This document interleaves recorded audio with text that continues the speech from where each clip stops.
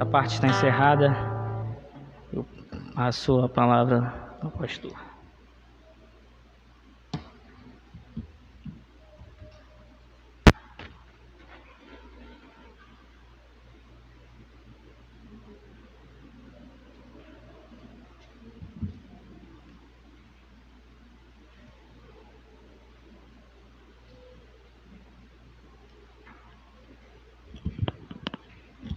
Bom dia, irmãos.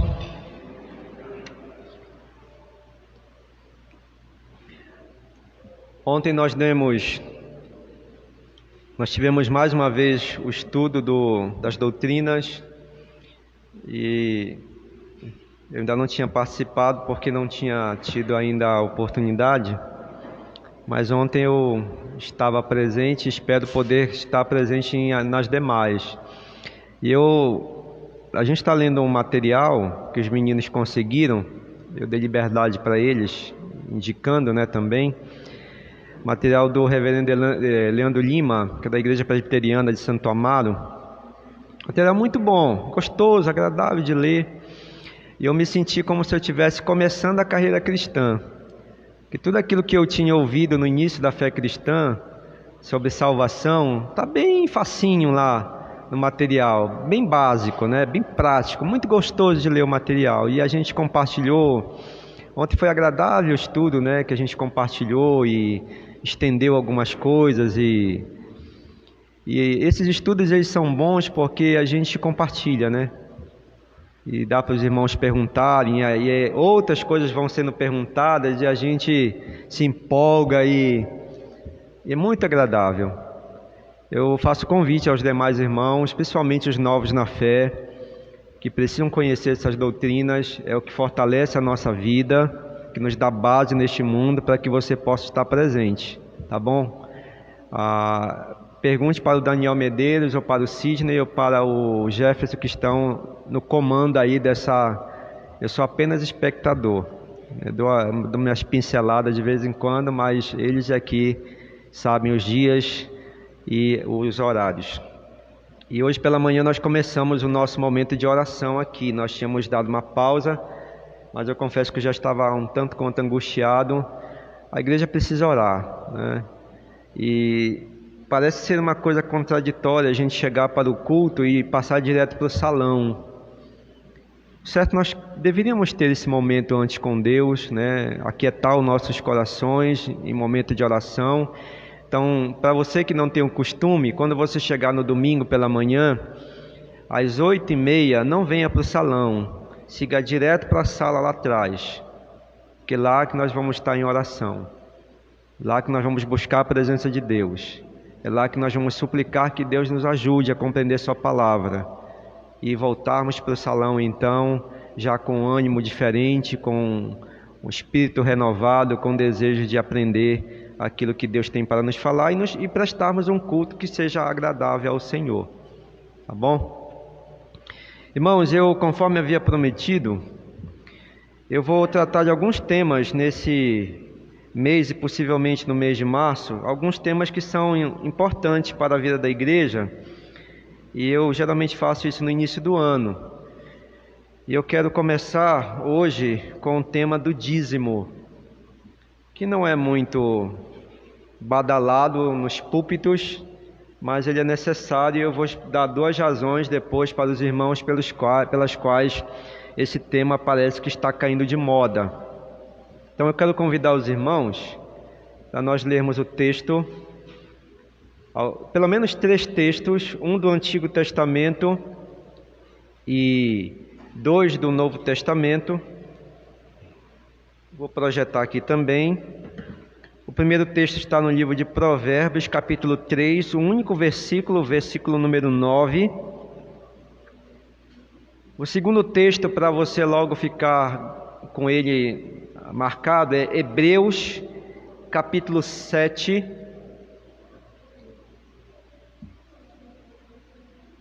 E o último texto, Mateus 23.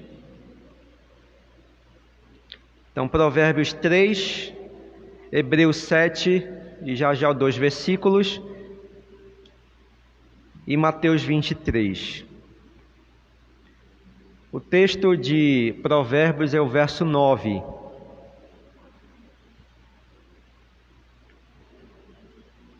Após a leitura desses textos, nós vamos orar e pedir a graça de Deus sobre a nossa vida.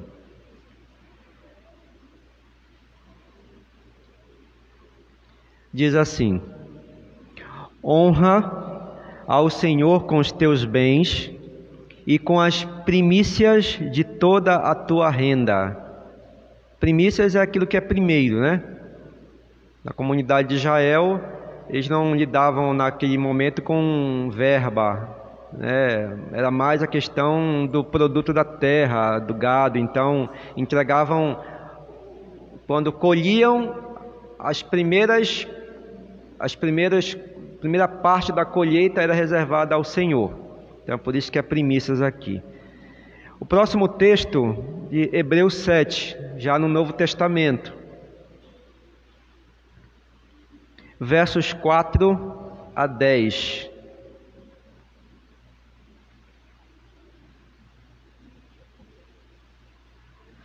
Diz assim: vejam como era grande esse a quem Abraão, o patriarca, pagou o dízimo tirado dos melhores despojos. Ora, os que dentre os filhos de Levi recebem o sacerdócio, a ordem, de acordo com a lei, de recolher os dízimos do povo, ou seja, dos seus irmãos, embora estes sejam descendentes de Abraão. Entretanto, aquele cuja genealogia não se inclui entre os filhos de Levi, recebeu dízimos de Abraão e abençoou aquele que havia recebido as promessas. Evidentemente, não há dúvida de que o inferior é abençoado pelo superior. Aliás, aqui os que recebem dízimos são homens mortais, porém ali o dízimo foi recebido por aquele de quem se testifica que vive. E por assim dizer, também Levi, que recebe dízimos, pagou-os na pessoa de Abraão, porque Levi, por assim dizer, já estava no corpo de seu pai Abraão, quando Melquisedeque foi ao encontro deste. Melquisedeque aqui foi o que recebeu o dízimo de Abraão, e esse aqui é uma figura de Cristo no Antigo Testamento. E o último texto, Mateus 23, verso 23, são as palavras de Cristo. Ai de vós, escribas e fariseus, hipócritas, porque vocês dão o dízimo da hortelã, do endro e do cominho, e desprezam os preceitos mais importantes da lei, a justiça, a misericórdia e a fé. Mas vocês deveriam fazer estas coisas, dar o dízimo, sem omitir aquelas, ou seja, a prática da justiça, da misericórdia e da fé. Tá bom? Vamos então orar, irmãos, e suplicar a graça do nosso bom Deus nesta manhã para com a nossa vida.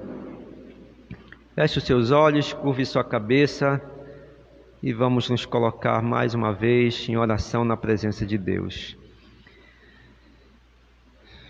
Santíssimo Senhor, quão bom é podermos estar neste lugar reservado única e exclusivamente para o propósito de adorar o Teu santo nome. Nós queremos louvar-te, Senhor, por tão grande bênção que nos concede nesta manhã, de podermos gastar a nossa vida neste momento, diante do Teu altar, reservando para o culto ao Senhor, através dos louvores que já entoamos, mas principalmente nesta hora, reservada de maneira especial para a meditação da Tua Palavra.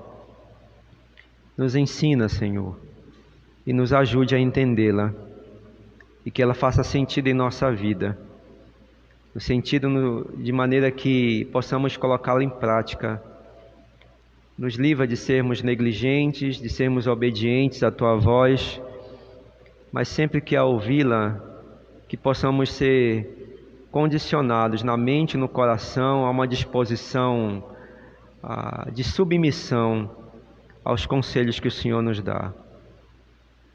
E nós sabemos que nós estamos aqui porque o Senhor nos trouxe a este lugar, porque está cuidando da nossa vida, tratando os nossos corações. E o Senhor, sendo nosso Pai, quer o melhor para nós. E não há nada melhor para a nossa vida do que estar na Tua presença e sermos ensinados pelo Senhor.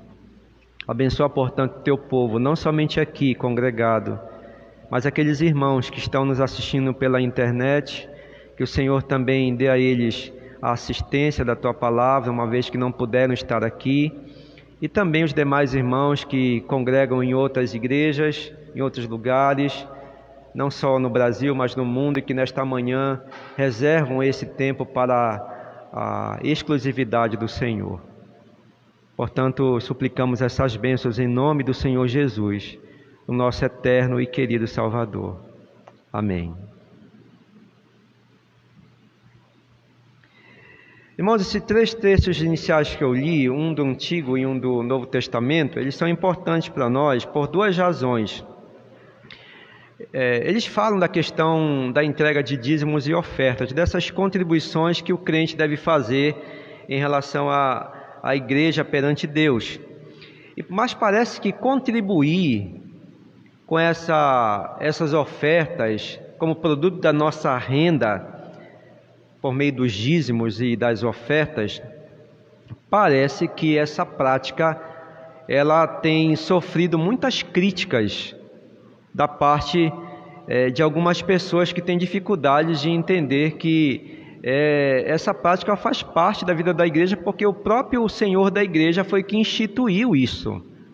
Isso não foi invenção do homem, os textos estão aí. Há vários textos no Antigo Testamento que falam da prática do povo de Israel, que era o representante de Deus no passado, que dizimavam e davam ofertas.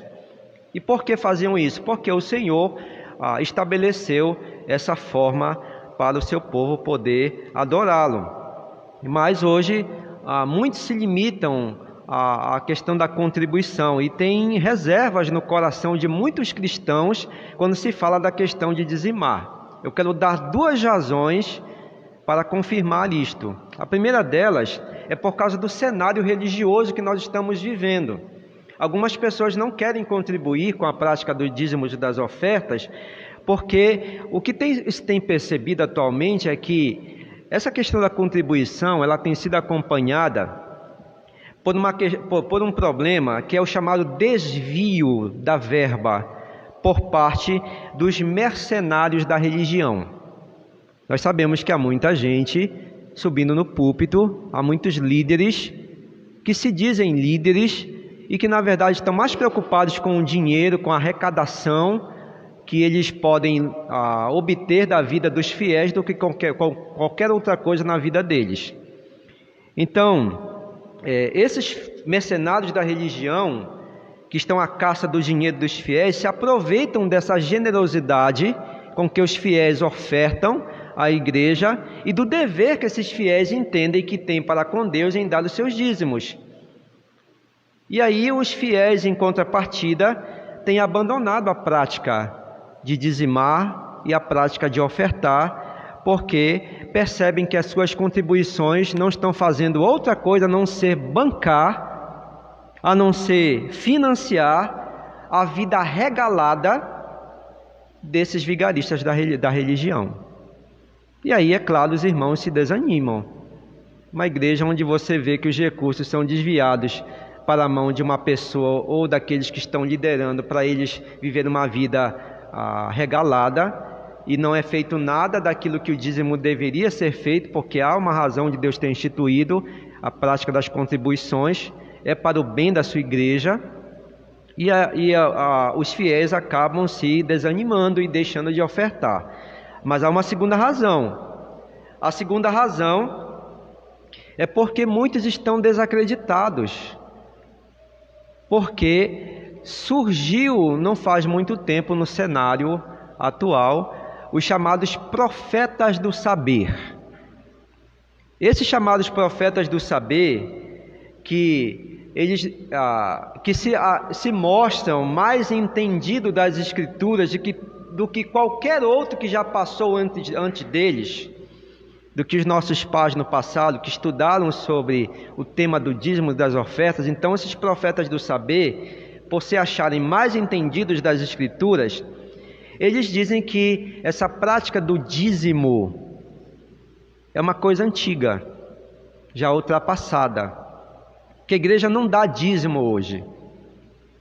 E a justificativa está no Novo Testamento, quando dizem: você não encontra no Novo Testamento nenhum versículo que diga que é obrigatório você contribuir com o dízimo.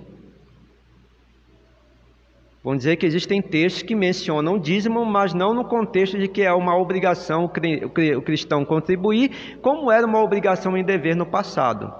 Logicamente, então, eles separam.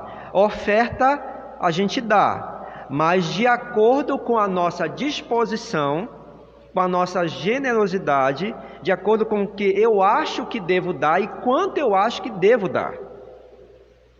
Então, os profetas do saber estão aí incutindo isso na cabeça das pessoas. E, irmãos, muita gente deixou de dizimar e oferta quando quer e quanto quer, porque estão dando ouvidos a essas falácias. Pode ver, tem muito cristão que não dizima. Se você for perguntar: por que você não dizima? Você não é membro da igreja? Você não foi recebido como membro? Sim. Você não é um visitante, você é um membro. Você tem renda? Deus lhe deu trabalho, você tem renda? Tenho. Por que você não dizima? Porque é uma prática antiga, ultrapassada. Eu dou oferta quando eu posso, e quanto eu posso, e quando eu quero. Então é assim que tem funcionado, infelizmente. Mas aquela coisa, a igreja ela não cobra dízimos. Nós orientamos sobre a prática do dízimo. Mas se o irmão não quiser, a igreja não vai colocar uma corda no pescoço dele e nem vai impedir que ele preste o seu culto, não é? Porém, é uma questão que ele tem que resolver com o Senhor. Ponto final. Pois bem, todavia, irmãos, esse tema sobre os dízimos das ofertas é um tema bíblico. Percorre tanto o Antigo Testamento como o Novo Testamento. E sendo bíblico, obviamente ele deve ser aplicado a todas as épocas e a todas as pessoas que fazem parte da vida da igreja. Então vamos ver aqui a questão da expressão dízimo, que aparece tanto no Antigo Testamento como no Novo Testamento, o que ela significa. Etimologicamente, a palavra hebraica no Antigo Testamento é maser. Significa a 10ª parte de um todo. Isso aqui é muito interessante, porque quando a gente pensa nessa palavra, olhando à luz do contexto do Antigo Testamento, ela traz a seguinte ideia, dentro de um contexto. Deus, ele sempre prezou pela preocupação da sua criação como um todo, e especificamente dessa criação, a parte mais importante dela, que para Deus somos nós, o seu povo. Então Deus sempre prezou pelo cuidado, essa preocupação que ele tem com o todo, né? E especificamente dentro desse contexto do cuidado de Deus com o todo da criação, nós somos os alvos mais importantes aí desse processo do cuidado de Deus. E Deus, para suprir as necessidades integrais desse povo que somos nós, e para garantir todo o nosso sustento, o que Deus fez? Deus então estabeleceu, ele criou um sistema de arrecadação chamado dízimo. Foi o Senhor que instituiu isso. Ele cria esse sistema com o objetivo de que todo o seu povo que recebe dele as suas dádivas para sustento e manutenção da vida, pudessem retirar esse percentual a 10ª parte do todo que ganha, que recebe de Deus, tira essa 10ª parte e devolve a Deus. Tudo é de Deus. Nosso trabalho é de Deus. A nossa renda é de Deus.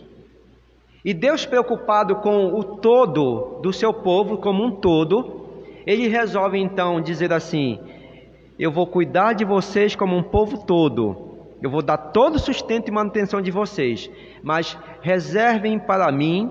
E é interessante isso, Deus pedir para reservar para ele uma parte, porque Deus não precisa dessas coisas. Reservem para mim o percentual da 10ª parte. E por que Deus faz isso?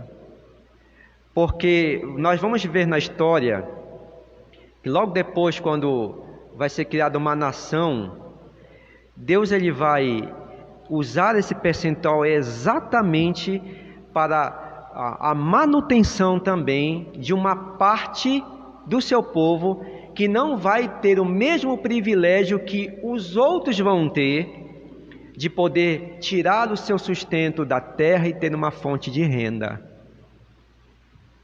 Como é que Deus cuida de nós? Nos dando fonte de renda, nos dando os subsídios para que nós possamos nos alimentar, nos vestir, não é assim?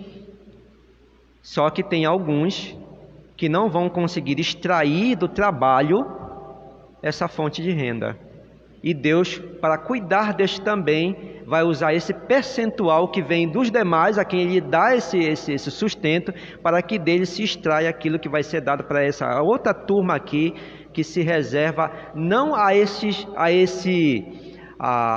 trabalho que é comum a todas as pessoas, mas aqueles que se reservam exclusivamente ao trabalho de Deus.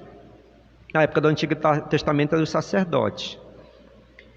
Bom, então o sentido dessa palavra aí, no Antigo Testamento é Macera, a 10ª parte. No Novo Testamento, são 3 palavras, mas eu só vou mencionar 2. Decatós, e é interessante porque vem de decálogo, né? É mandamento. Decatós, que é 10º. O texto de Hebreus 7,6, se você observar lá, essa palavra dízimo aparece como 10º. Mas ela aparece também no Evangelho de Lucas 18,12 e Mateus 23, que nós lemos como apodecatu, que significa dar dízimo, dizimar, né? Significa pagar o dízimo. Então essa palavra aparece também no Novo Testamento. E a história, irmãos, bíblica é interessante porque ela revela para nós que esse princípio da prática estabelecida por Deus de contribuir com dízimos e ofertas, essa prática iniciou muito cedo na história. A gente, quando pensa em dízimos e ofertas, a gente reporta a nossa memória para onde? Para a época de Moisés, né? Mas o dízimo é muito anterior. Aí você pensa assim, então, é de Abraão. Não, é antes de Abraão. É início da história. Para você ver como Deus já desde o início da criação, Ele já providenciou essa prática para o sustento do seu povo. No começo, os dízimos e as ofertas, e esse é um fato também muito interessante, eles eram entregues pelos fiéis ali no contexto exclusivo, sabe de quê? De adoração e de culto. Muito tempo atrás, quando se entregava as ofertas ao Senhor, a gente chama de dízimo também, né? Aí tem umas variações depois que a gente pode ver com calma, mas essas entregas, essas contribuições logo nos primórdios eram feitas no contexto de adoração e de culto ao Senhor. Isso é muito interessante e eu quero mostrar para os irmãos aqui. Por que isso era feito nesse contexto de culto? Porque não havia ainda a nação instituída. Na época de Abraão, por exemplo, não havia a nação de Israel. A nação de Israel vai acontecer muito tempo depois, né, quando vem a partir dos filhos de Jacó, as 12 tribos de Israel. Então, por não haver uma nação formada e não haver as demandas que uma nação requer para ser sustentada, você sabe que se existe um contingente grande de pessoas, você sabe que as demandas são maiores. Então, uma nação precisa de recursos para se manter. Mas antes de formar uma nação não havia essas demandas. Então, a prática do dízimo era feita de maneira individual, como uma prática costumeira de indivíduos crentes, naquela época que eram crentes fiéis a Deus e que dizimavam, num contexto de adoração. Aí você pergunta, pastor, qual é então o texto mais antigo que fala dessa prática particular, individual, de dizimar, ofertar, fora desse contexto de nação? Eu vou citar o texto para você. As ofertas de Caim e Abel. Abra sua Bíblia aí, Gênesis capítulo 4, E veja o texto aí, versos 3, 4 e 5.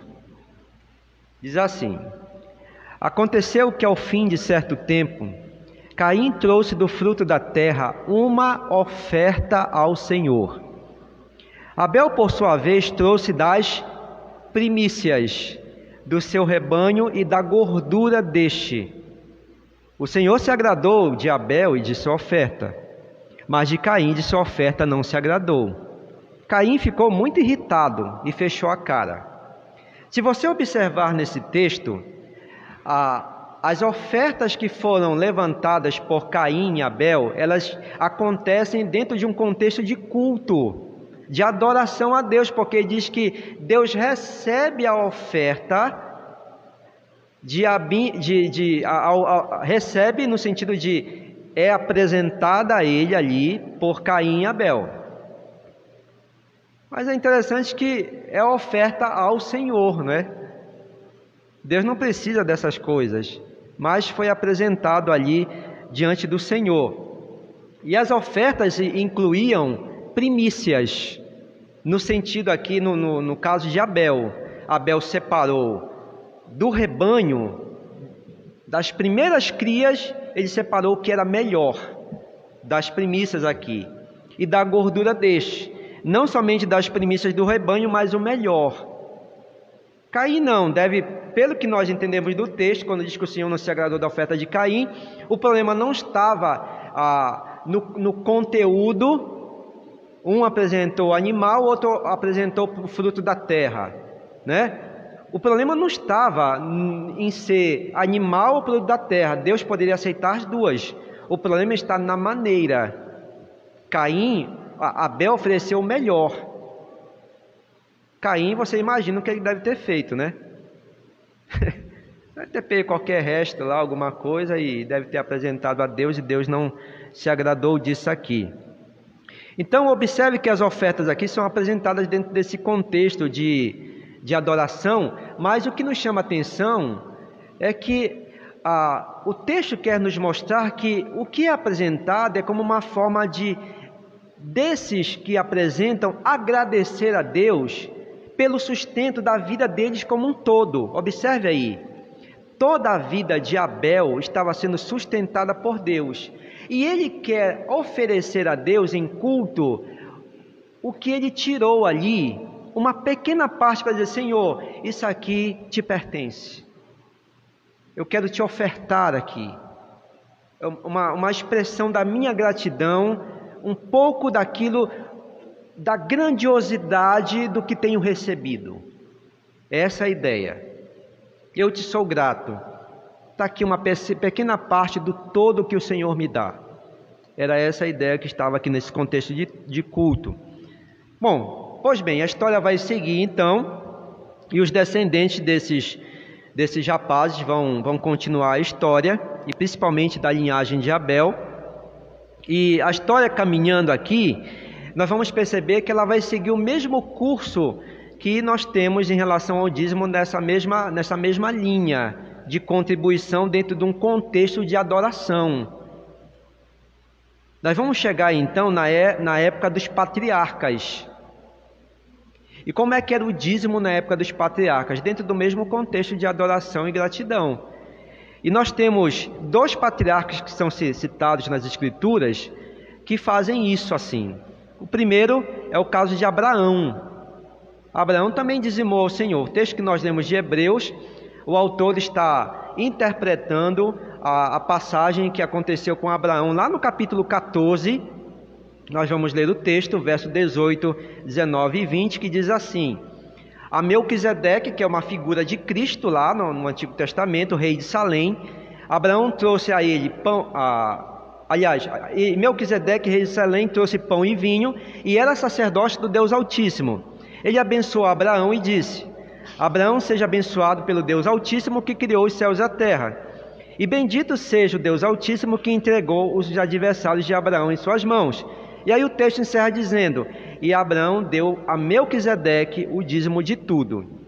O contexto ali é que o sobrinho de Abraão, Ló, tinha sido preso pelos inimigos lá, e Abraão foi libertá-lo. E na libertação de Ló, que era seu sobrinho, ele traz, na batalha, ele vence os inimigos lá, traz Ló e traz os despojos da guerra. A primeira coisa que Abraão faz é separar o melhor dos despojos para apresentar a esse Melquisedeque num contexto de culto. Você tem o pão e o vinho, você tem um sacerdote, você tem a bênção que é impetrada a Abraão. Então você tem aqui um contexto de culto. Abraão dá o dízimo no contexto ali de culto. E você percebe aí que o texto vai dizer que Abraão deu quanto? A 10ª parte de todo o despojo. O dízimo é a expressão que aparece aí. E o contexto de culto é aí nesse verso 18 e 19. O outro caso é o caso de Jacó. Lá no capítulo 28, verso de número 20. O texto de 18 a 20 diz assim: na manhã seguinte, Jacó levantou-se de madrugada, pegou a pedra que havia usado como travesseiro e a pôs em pé como coluna, e sobre o topo dela derramou azeite.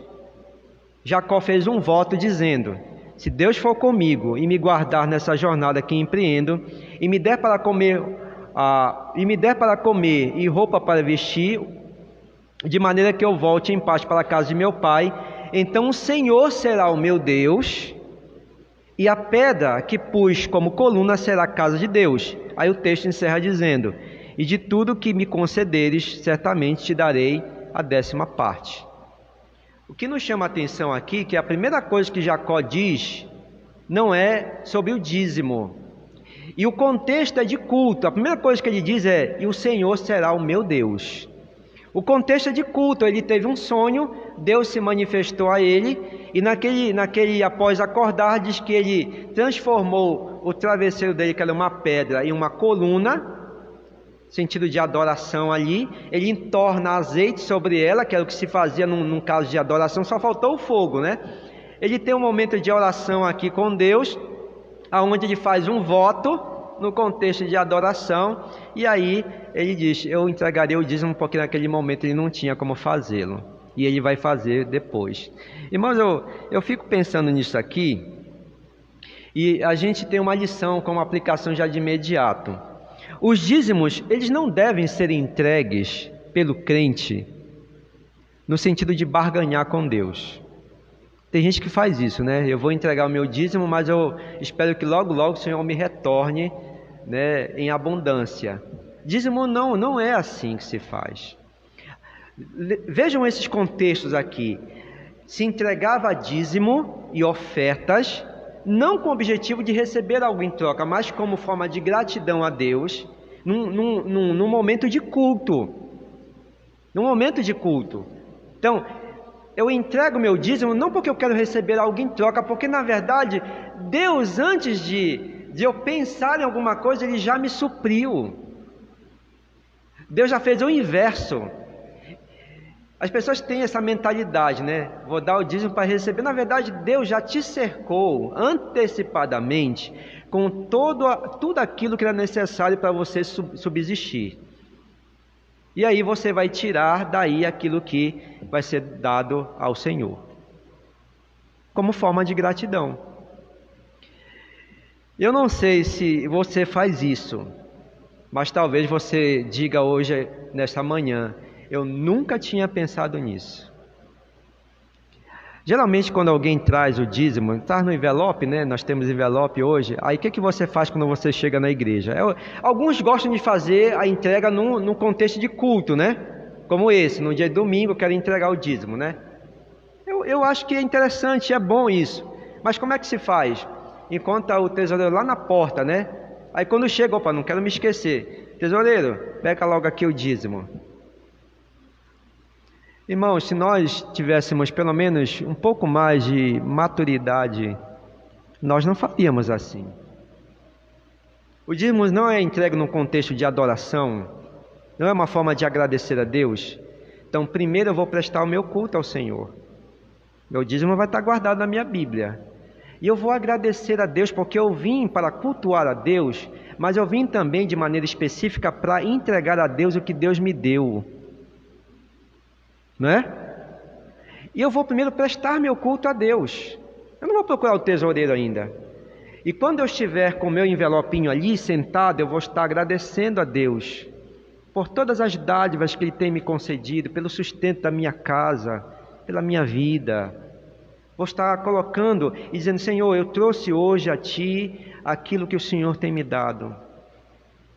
E que o Senhor faça bom uso disso para a Tua igreja, para a Tua obra. Aí depois que termina o culto, eu vou procurar o tesoureiro e eu vou entregar para ele. É assim que você faz? Ou você pega logo o envelope, está logo empurrando na mão do tesoureiro, nem sequer agradeceu a Deus? Nós deveríamos ser mais maduros em relação a isso. O que vai valer eu só entregar lá e pronto, lavei as minhas mãos, esse mês está pago. Não é assim. Então, você percebe que aqui eram ofertas num contexto de culto, de gratidão a Deus, de gratidão ao Senhor.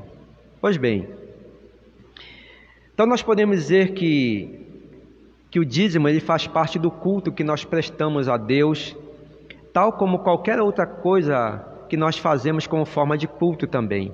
Isso é interessante pensar assim, irmãos, porque o nosso culto a Deus, pensando num sentido mais amplo, além do dízimo, nosso culto a Deus nada mais é do que a entrega que nós fazemos ao Senhor de uma parte, de um todo com o qual Deus nos cerca. Por exemplo, você vem para a igreja. O que você faz na igreja para cultuar a Deus? Você ora, você lê a Bíblia, você ouve a mensagem, você tem um tempo de comunhão com seus irmãos, você entrega o seu dízimo quando tem que entregar, você participa da ceia. Mas você já parou para pensar que quando você faz isso no contexto de culto, é uma pequena parcela de um todo que faz parte da sua vida? Porque eu vou orar, você não ora só na igreja. Você ora muito mais fora do contexto do ambiente de culto. Então você tem uma vida de oração, uma vida de ingresso na presença de Deus através da palavra. Você tem uma vida de comunhão com os irmãos fora do contexto de ambiente de culto. Você tem uma série de coisas que fazem parte da sua vida como um culto. E quando chega no culto público, você apresenta a Deus uma parcela bem pequena, para dizer que você é grato a Deus por todas as outras dádivas que são representadas por essas parcelas que você apresenta aqui, quando ora, quando lê a Bíblia, quando medita, né? Quando tem comunhão com os irmãos, para dizer: Senhor, eu sou grato a Ti por todas essas coisas. Isso é o nosso culto. E com a prática do dízimo, não é diferente. Não é diferente. Então, o nosso culto a Deus, então, é isso. Nada mais é do que a entrega que nós fazemos aí de tudo que nós somos e temos. E quando nós nos reunimos para adorar a Deus, nós entregamos para Ele, de tudo que Ele nos tem dado, uma pequena parte. E com o dízimo, portanto, não deveria ser diferente. Por quê? Porque o dízimo é uma pequena amostra que nós trazemos a Deus com essas entregas, essas contribuições em culto público, que vão demonstrar a Deus que nós somos gratos a Ele pelas grandes dádivas com as quais Ele tem nos cercado para o sustento, portanto, da nossa vida. Há um texto lá no Novo Testamento, na carta de Paulo, na segunda carta de Paulo aos Coríntios, capítulo 9, o verso 20, que diz assim: cada um contribua segundo tiver proposto no coração, não com tristeza ou por necessidade, mas porque Deus ama a quem dá com alegria, quem é grato. Você entrega o seu dízimo não com: esse mês foi difícil, mas está aqui. Quase que eu não consigo, mas está aqui, estou quite.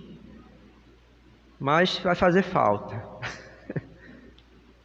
Se eu pudesse não ter dado, vou dar porque eu tenho a obrigação de dar. A gente não faz assim, irmãos. Deus ama quem dá com alegria. Deveria ser para nós um motivo de, irmãos, uma imensa alegria poder contribuir. tão pouco com a imensidão que Deus nos traz, diante da imensidão das coisas que Deus nos traz, né? E ficarmos felizes. Tem uns que ficam tão felizes que dão até além, né? Pela felicidade que têm. E não querem nada em troca, não querem que Deus dê mais do que ele já tem, né? E acha até que tem muito, mas ficam felizes. Assim deveria ser também nossa vida. Pois bem, anos mais tarde, então a prática dos dízimos e das ofertas, que eram somente uma prática de costume, como nós vimos aqui no contexto de adoração pelos patriarcas, essa prática vai precisar ser normatizada, porque vai chegar a formação de uma nação. Então, até então, era feita por indivíduos de maneira particular, porque não tinha uma nação e não tinha demandas dessa nação, então apresentava-se ali de maneira costumeira. Só que, com a saída do povo da terra do Egito, o que acontece? Uma nação vai se formar, uma civilização vai surgir agora, a nação chamada nação de Israel. Então, muita gente, a ideia que nós temos é mais ou menos 2,5 milhões de pessoas. Muita gente. E como nação, vai se precisar instituir algumas coisas. Primeiro, uma forma de governo. Sem um governo, uma nação não subsiste, vira bagunça. E além disso, vai ser necessário que nesse governo hajam líderes específicos para cuidar dessa nação e leis implementadas para que essa nação possa seguir numa ordem, né, de vida onde o indivíduo não vai fazer o que bem quer. No contexto da nação de Israel, como é que isso vai funcionar? Deus institui governo, e o governo de Israel vai acontecer por meio dos sacerdotes, certo? Os sacerdotes vão liderar a nação, e Deus é que vai escolher, e o próprio Deus vai dar as leis para esse povo, que serão muito importantes para dar assim trazer ordem à nação, não só no sentido social, político, econômico, mas para regulamentar a vida religiosa da nação. Lá era uma sociedade teocrática. Hoje nós temos sociedades democráticas, né? Mas lá era uma teocracia. Era só a lei de Deus que controlava todas as esferas daquela sociedade. Então o povo vivia religiosa, social, política, economicamente com base no que Deus dizia. E ponto final. E vivia feliz. Agora preste atenção. Toda instituição, quando ela é organizada, ela é formada, ela, para que possa funcionar, ela depende de quê? De recursos. Essa é a lógica. Com Israel não seria diferente. Como é que esse povo vai ser sustentado? Vai ter um governo, vai ter leis, mas vai precisar de recursos para sustentar esse povo aí. E o Estado de Israel aqui, ele não será uma exceção. E uma das leis que Deus estabeleceu para sustentar principalmente 2 setores dessa sociedade, que era formada pelos líderes e também por uma classe que não teria muito recurso, e algumas delas não teriam recurso algum. A lei que Deus cria nada mais não é nem a criação da lei, mas o estabelecimento da prática da contribuição dos dízimos e das ofertas também. Então o próprio Deus, ele traz de volta, né? Ele mantém, em outras palavras, o princípio da contribuição dos dízimos e das ofertas para dentro da nação agora. Então preste atenção no que vai acontecer. Eles vão continuar, agora como nação, eles vão continuar entregando as suas contribuições num contexto de culto. Deus não eliminou isso. Vão continuar entregando no contexto de culto as contribuições, mas agora Deus acrescentou mais uma coisa. Essa contribuição vai ser um dever, porque se transformou em lei, foi normatizado. É um dever de todo cidadão de Israel que possui a renda, que possa então contribuir. É uma obrigação, para que a nação possa funcionar. E aí, vamos ver aqui quais eram os propósitos dos dízimos após a formação de Israel. Para que serviam os dízimos? E eu quero citar aqui algumas das razões. Primeiro, os dízimos seriam entregues para honrar a Deus. Lembre-se do contexto de culto que permanece. Durante o culto eles iam entregar ao Senhor. Na época do tabernáculo, se apresentavam lá para o sacerdote, entregavam lá os seus animais, entregavam lá as suas porções daquilo que haviam tirado da terra. Então o culto era oferecido aí, essas entregas eram dadas ao Senhor. Mas antigamente era só uma oferta de gratidão, agora tem um outro requisito, né? Isso vai servir para quê? Para auxiliar e ajudar e a sustentar quem não tem renda. E neste caso que vamos ver quem são. Então aqui, se você me perguntar, pastor, onde é que está o texto que fala dessa entrega num contexto de adoração aí como nação? Então, Deus estabeleceu um lugar específico para os dízimos, Deuteronômio 14, verso 23.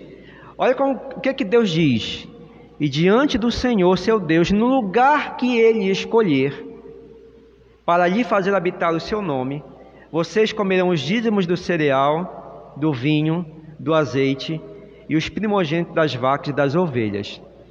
O que Deus recebe da mão através dos sacerdotes, isso aí não fica guardado, isso aí vai ser entregue para que os necessitados possam usufruir. Aí você já começa a pensar no contexto hoje.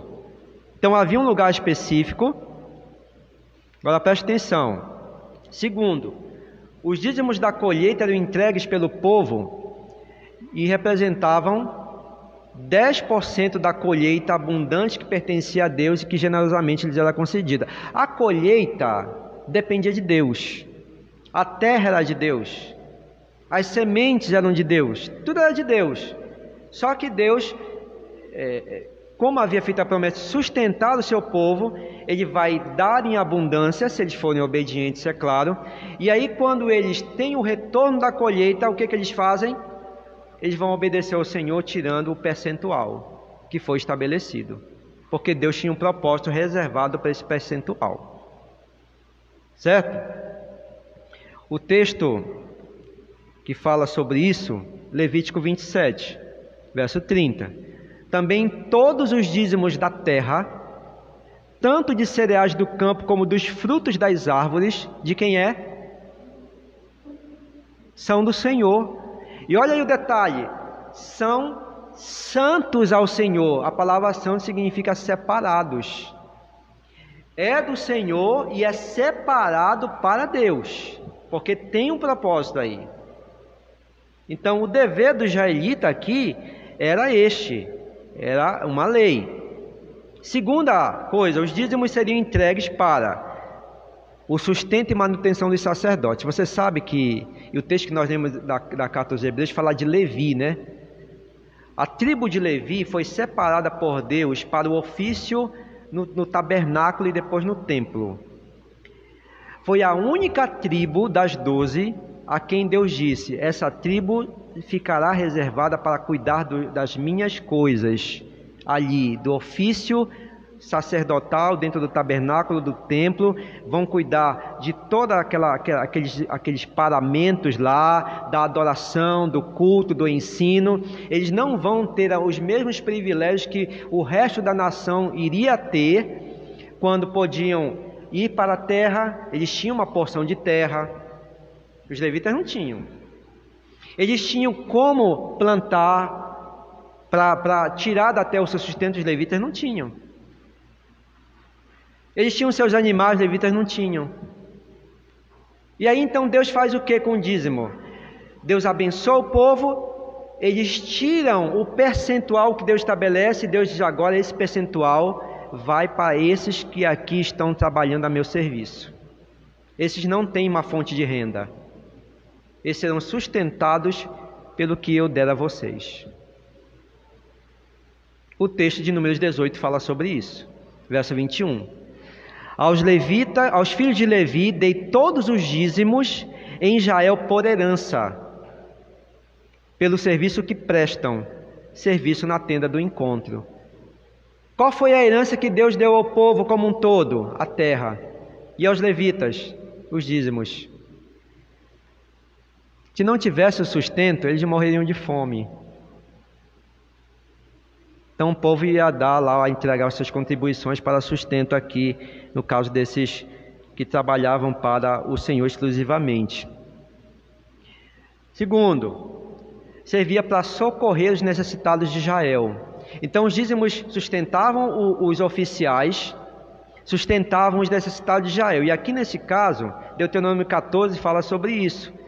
Ao fim de cada 3 anos, tirem todos os dízimos do fruto do 3º ano e o recolham nas cidades de vocês. Então virão os levitas, porque não têm parte na herança com vocês. Quem mais viria para receber essa doação? Os estrangeiros, os órfãos e as viúvas, que moram nas cidades de vocês e comerão e se fartarão, para que o Senhor, seu Deus, os abençoe em todas as obras que vocês fizerem. Olha aí a relação do dízimo com as dádivas que Deus nos dá. Eles entregavam o percentual e Deus tinha a promessa de abençoar a vida deles também. Então aqui nós temos essa informação do que para que serviu o dízimo. Mas há um outro item aqui que nós poderíamos colocar também, e eu não mencionei aqui, não trouxe o texto, mas a gente poderia também pensar, né? Sustento de pessoas, tanto no ofício, como sustento de pessoas que são necessitadas. Mas como é que a gente vai manter o funcionamento das coisas? Por exemplo, nós estamos aqui, né? Como é que a gente vai manter o pagamento de luz, água se tiver, manutenção desses aparelhos, comprar objetos para o templo, beber água num bebedouro ali, né? Reformar quando for necessário o prédio, fazer manutenções, construir. Como é que a gente vai fazer isso sem recursos? Não precisa, né? Então aqui nós temos essas informações que eu passei para os irmãos para que servia o dízimo aí. Bom, o que é que mudou com a vinda de Jesus? E isso é interessante aqui.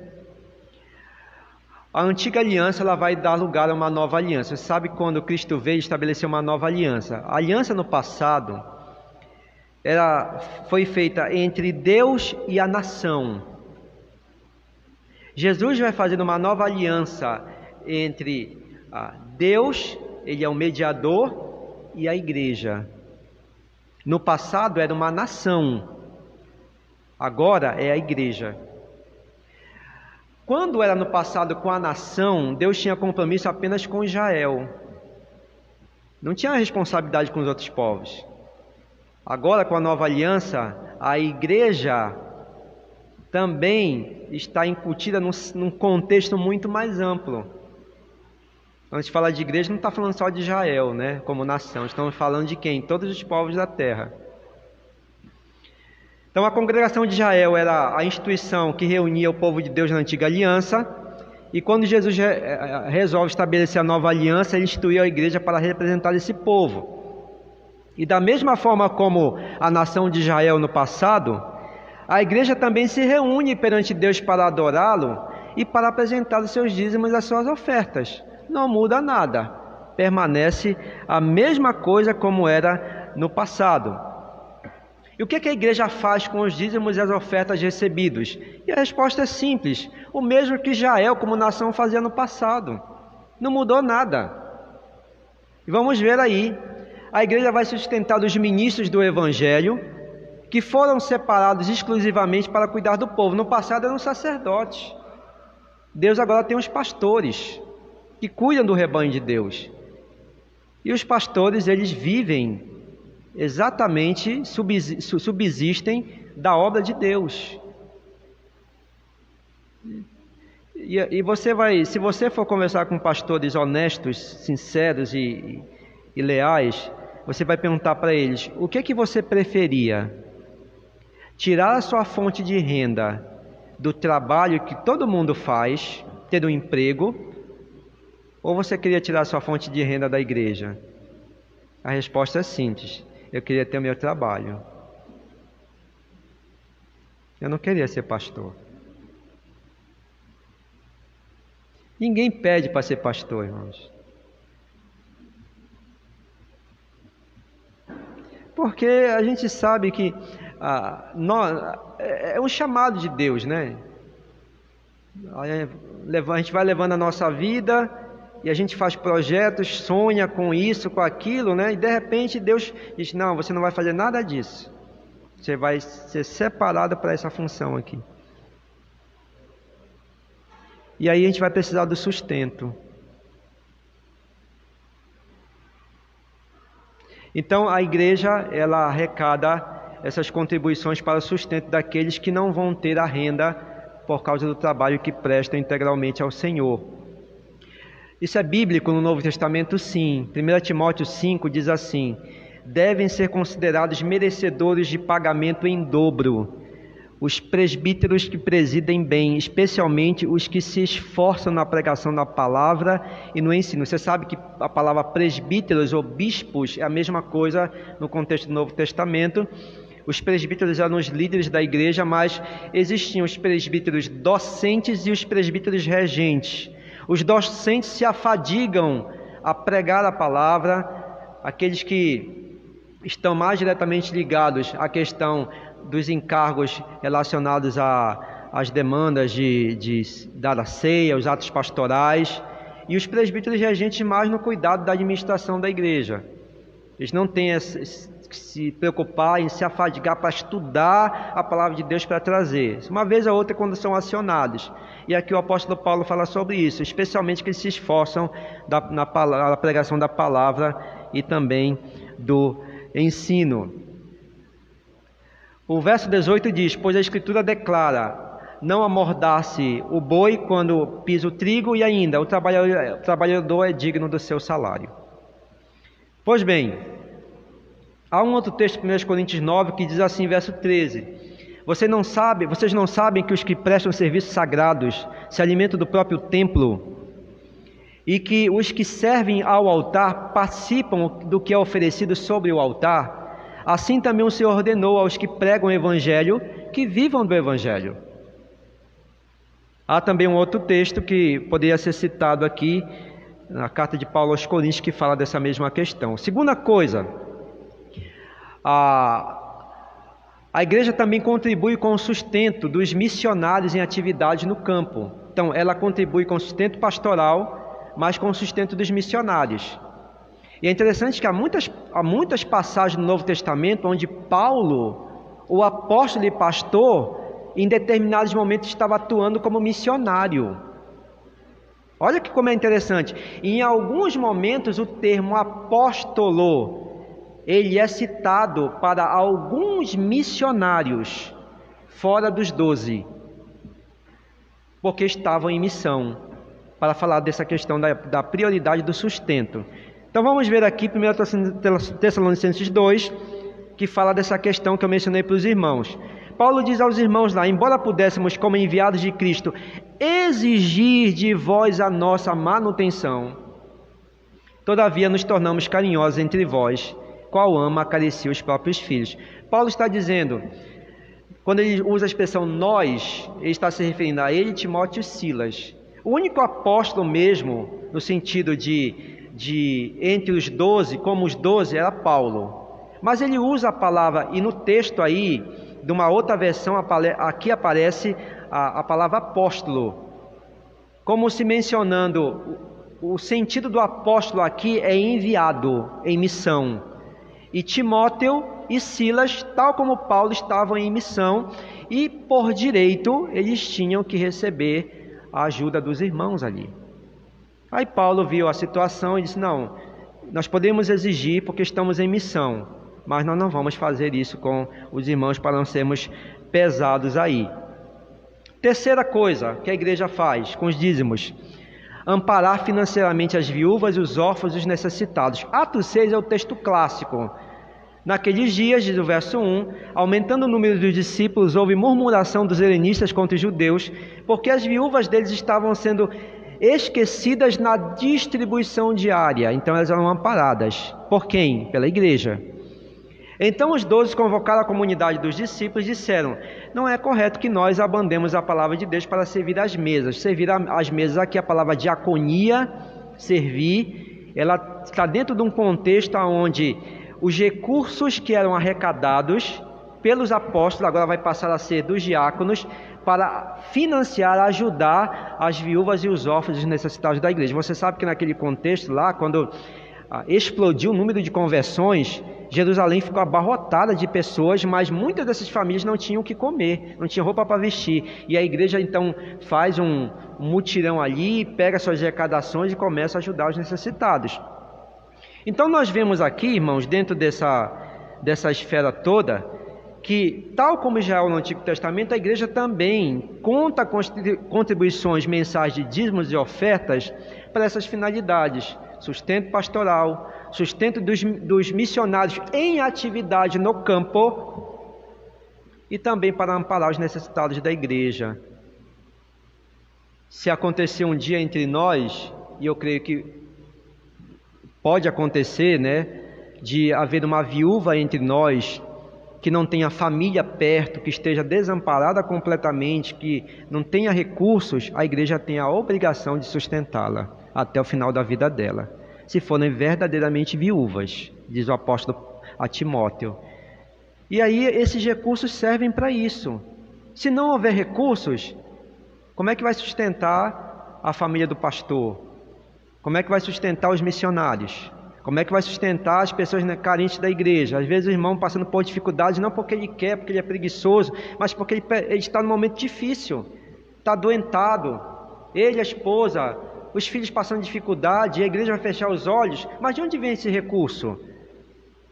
Nós precisamos ter uma reserva dessas contribuições guardadas para ajudar esses irmãos. É para isso que serve a arrecadação dos dízimos e das ofertas. Há um texto que fala sobre isso também. Paulo era muito preocupado com essa questão, Romanos 15, da sua viagem que ele queria implementar para a Espanha e queria passar em Roma. Mas antes de ir para Roma, ele vai mencionar um caso interessante. O texto diz assim: mas agora estou de partida para Jerusalém a serviço dos santos. Que serviço era esse?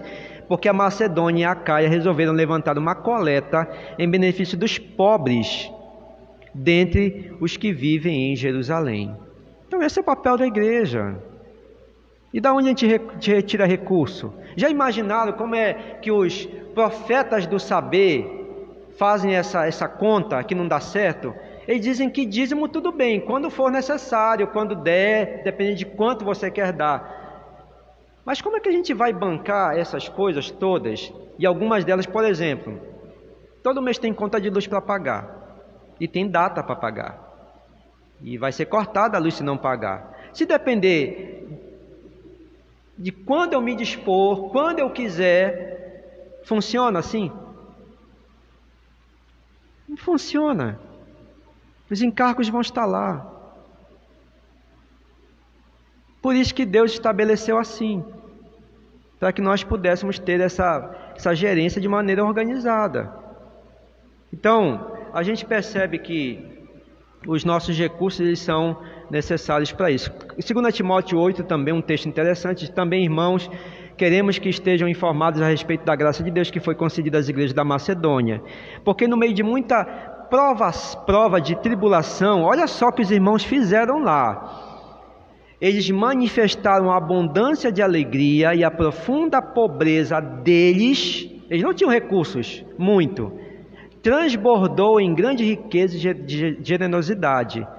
Os irmãos não tinham quase nada. E eles vão arrecadar ali do pouco que tem para, na sua generosidade, contribuir.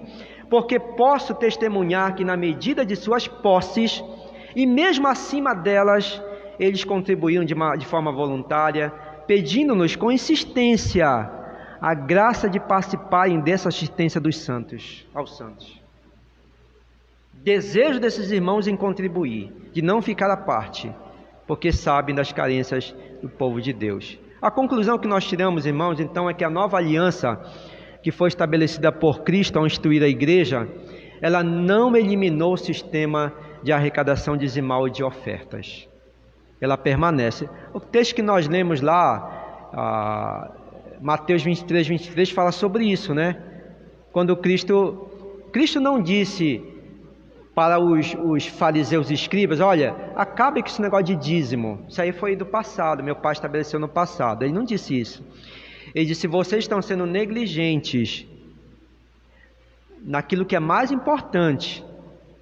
O que era mais importante ali? A prática do quê? Da misericórdia, da justiça e da fé. Mas ele disse: continuem a prática do dízimo, mas não se omitam em fazer aquelas outras coisas ali também que são importantes. E são mais importantes ainda. Então, ele não aboliu. O sustento de pastores, missionários em atividades, viúvas, órfãos e demais necessidades da igreja dependem única e exclusivamente dos dízimos e ofertas arrecadados mensalmente entregue pelos crentes. Eu quero tirar 2 aplicações para a gente encerrar nessa manhã, irmãos. Grave isso aqui: o dízimo é uma espécie de termômetro da vida espiritual do povo de Deus. Olha só, o crente, quando está bem com Deus, ele vai ser fiel na entrega dos dízimos mensalmente, porque ele está dizendo: Senhor, eu sou grato pelo sustento que o Senhor tem me dado, e eu estou apenas colocando diante de Ti aquilo que tem sido em grande escala uma parte de tudo que o Senhor tem me dado. Sou grato a Ti. E tenho a convicção de que no meu dever de fazer isso, o Senhor haverá de abençoar também aqueles para os quais o dízimo é destinado e as ofertas também. Quando o crente está bem com Deus, ele é fiel nisso, ele não falha. E ele sabe que isso é do Senhor e para o Senhor, separado exclusivamente para Deus. Ele não vai querer ter problemas com isso. Ponto. Mas o crente, quando está em pecado e vive em desobediência, ele é negligente nos dízimos. Eu sempre me lembro de uma frase que o pastor Joésio, na época da Marambaia, me disse quando eu conversei com ele sobre isso. A frase foi essa: Reginaldo, se uma pessoa não está dizimando, não me fale mais nada sobre ela. Porque termômetro. Que crente é esse que é desobediente a Deus naquilo que Deus estabeleceu?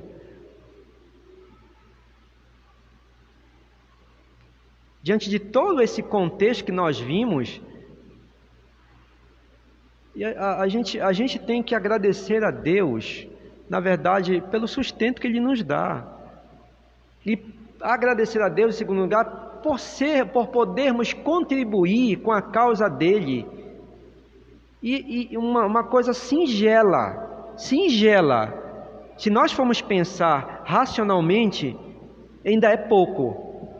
Na comunidade de Israel, no Antigo Testamento, haviam 3 dízimos que eram dados. O percentual chegava a 23%, 24% ao ano. Pode ler os textos lá. Não era só 1, eram 3. E o povo dava com alegria. Então aqui, o crente, quando está em pecado, ele não vai dar o dízimo. Porque a vida espiritual dele já diz como é que ele está. Então, essa é uma aplicação boa para a gente pensar nesta manhã.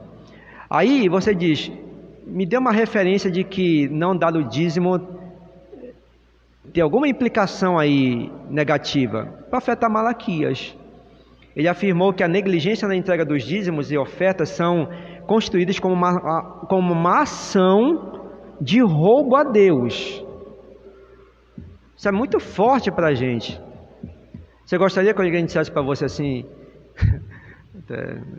irmãos, com toda a reverência do mundo aqui, dizer para você é ladrão?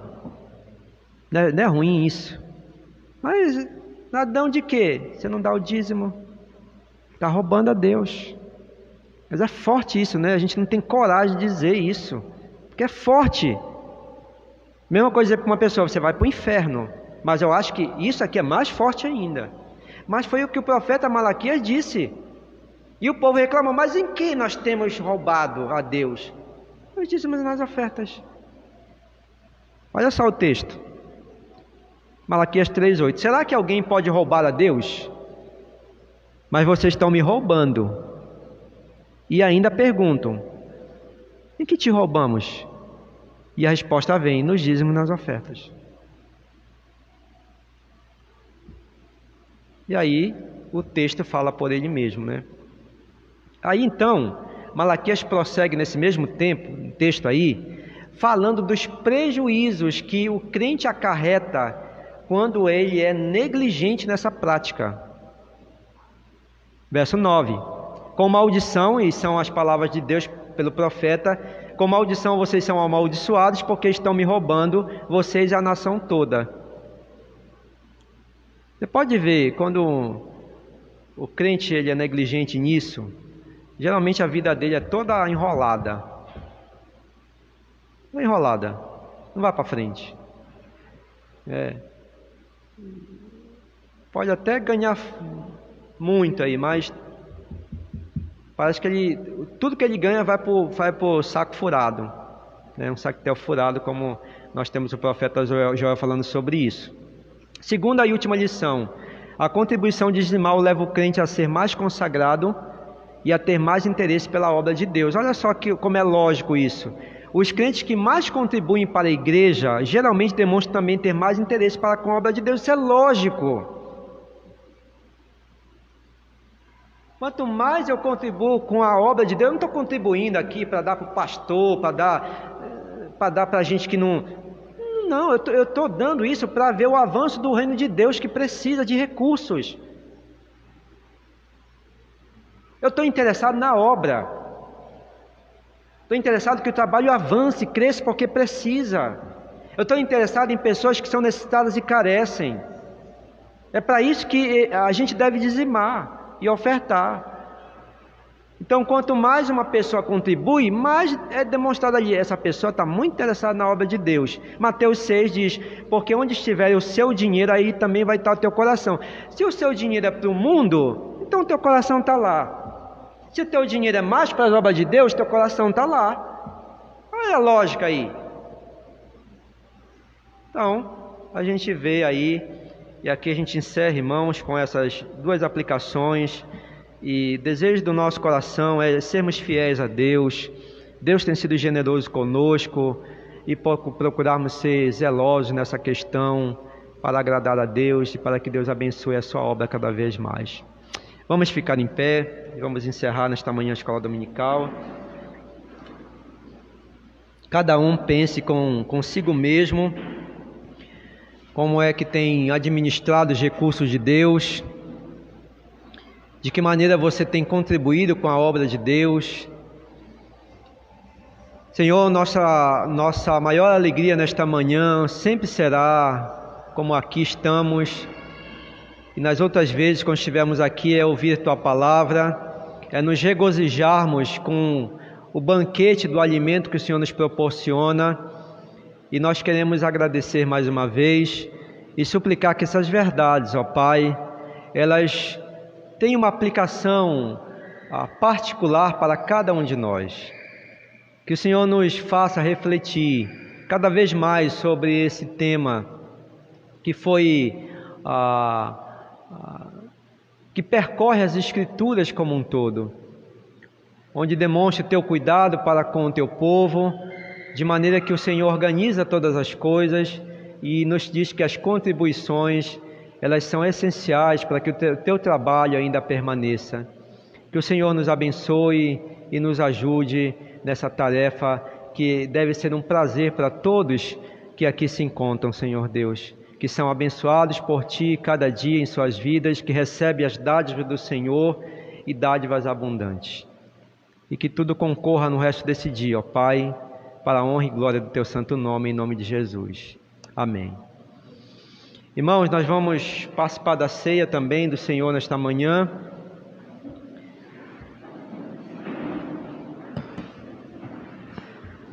Na carta de Paulo aos Coríntios, 1 Coríntios, no capítulo 11, o apóstolo Paulo faz as recomendações sobre os participantes da ceia, para que esses possam ter critérios quando forem partilhar da mesa do Senhor, para que se avaliem à luz da palavra de Deus, para que possam ceiar com tranquilidade. Se você já é membro professo da igreja, já fez sua pública profissão de fé, se você já foi batizado, está em plena comunhão com o corpo de Cristo, mesmo que você não seja membro dessa igreja aqui, particular, local, mas se passar por esses critérios, você pode ceiar. Agora, se você está em falta na comunhão, ou se você está com alguma coisa pendente que tem impedido você de ter comunhão com o próprio Senhor, então resolva primeiro a sua pendência. Você não vai pecar se não ceiar. Resolva primeiro para que você possa partilhar da mesa, ok? Então eu quero chamar aqui o diácono Lucas, o presbítero Júnior não está, para servir aos irmãos o pão.